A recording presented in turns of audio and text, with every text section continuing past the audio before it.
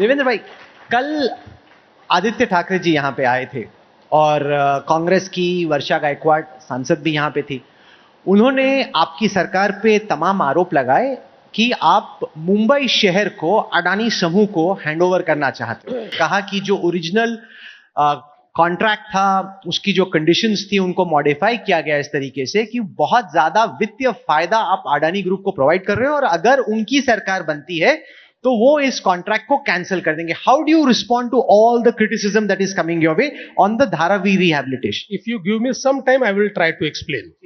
पहली बात तो यह है कि इसमें मुझे कोई शक नहीं है कि उनकी सरकार आएगी तो वो इसको कैंसिल करेंगे, क्योंकि उनका ट्रैक रिकॉर्ड रहा है कि जब हमारी सरकार गई उन्होंने हमारी मेट्रो को रोका, उन्होंने हमारे कोस्टल रोड को रोका, उन्होंने हमारे एयरपोर्ट को रोका। तो रोकने का उनका एक एक्सपीरियंस है। हालांकि उनकी सरकार आने वाले नहीं है, इसलिए इसमें डरने की बात कुछ नहीं है। लेकिन पहली बात तो यह है कि धारावी के बारे में सबसे पहला टेंडर जब मैं मुख्यमंत्री था तब हम लोगों ने दिया था, उसको इनकी सरकार आई, इन्होंने कैंसिल किया। कैंसिल करने के बाद नई कंडीशंस इन्होंने तय की। वो नई कंडीशंस पूरी की पूरी उद्धव ठाकरे जी के कैबिनेट ने तय की टेंडर की। हमने उसमें क्या फर्क किया?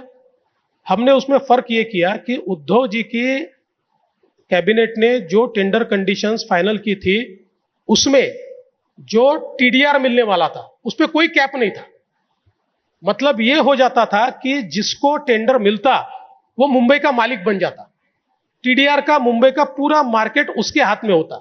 हमने कहा नहीं चलेगा, इस प्रकार से नहीं करने देंगे। हमने 90% वैल्यू पर टीडीआर देंगे और टीडीआर का कैपिंग होगा और टीडीआर एक डिजिटल प्लेटफॉर्म पर होगा जो सबके सामने होगा और उसकी वैल्यू 90% से एक्सीड कभी नहीं हो पाएगी। इस प्रकार की कैपिंग हमने उसमें डाला।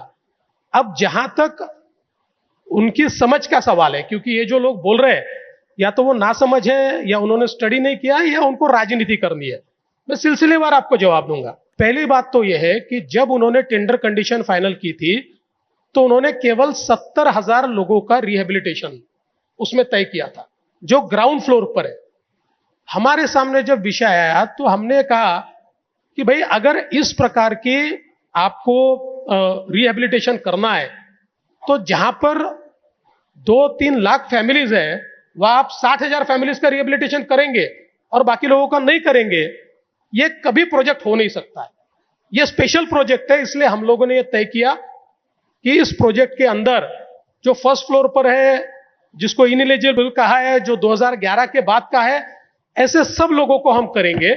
तो इसलिए निर्णय यह हुआ कि जितने लोग वहां अकोमोडेट हो सकते हैं, एलिजिबल लोग वही होंगे, इनएलिजिबल जितने वहां अकोमोडेट हो सकते हैं वही होंगे, बाकी लोगों को दूसरी तरफ किया जाएगा। और उसमें से हमने रास्ता निकाला कि हम उनको रेंटल हाउसिंग देंगे और 10 साल बाद वो रेंटल हाउसिंग उनकी मालकी में कन्वर्ट होगा जो इनएलिजिबल हो गए। अब साहिल थोड़ा सुन लीजिए मेरी बात, बाद में हर चीज का जवाब दूंगा। उसके बाद सबसे महत्व का क्या है, ये जो पूरी जगह है, इस जगह में एक तो उन्होंने कहा कि इसमें जो प्रीमियम देना था वो प्रीमियम निकाल, पता ही नहीं रहता, कुछ समझते ही नहीं है।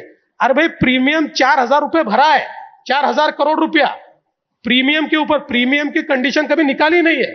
प्रीमियम की कंडीशन है प्रीमियम के ऊपर ही हाईएस्ट बिडर को दिया गया है। दूसरी चीज यह है, ये जो पूरी जगह है, इस जगह में 18% जगह रोड्स में जाएगी, 17% जगह ग्रीन बेल्ट में जाएगी। कुल मिलाकर सारी जगह का अगर हम विचार करें तो 45 to 50% जगह ये आवश्यक रिजर्वेशंस में जाएगी और 10% जगह ये हम लोगों ने तय किया था कि धारावी ये केवल एक झोपड़पट्टी नहीं है। धारावी जो है एक प्रकार से हमारा वाणिज्यिक केंद्र है, वहां बड़ी इंडस्ट्री चलती है। उस इंडस्ट्री को वही हम रिहेबिलिटेट करेंगे और 5 साल तक उनसे कोई टैक्स नहीं लेंगे। 10% जमीन ये उनको रिहेबिलिटेशन में देनी पड़ती है, तो कुल जमीन का 40% जमीन पर केवल आपको सबको रिहेबिलिटेट करना है और क्रॉस सब्सिडी का पैसा उसमें से ही जनरेट करना है। तो इन्होंने इसका स्टडी नहीं किया है। ये चाहते ही नहीं है कि धारावी के गरीब आदमी को उसका मकान मिले। इसलिए मैं पूछना चाहता हूं, इन्होंने मोर्चा निकाला, धारावी के कितने लोग आए? क्यों आपको मोर्चे में पूरे मुंबई से लोगों को लाना पड़ा? फिर भी आपका मोर्चा 4,000 लोगों का हुआ। क्योंकि धारावी के लोगों को यह मालूम है कि हमारा सही रिहैबिलिटेशन हो रहा है, इसलिए धारावी के लोगों का उसको पूरा समर्थन है।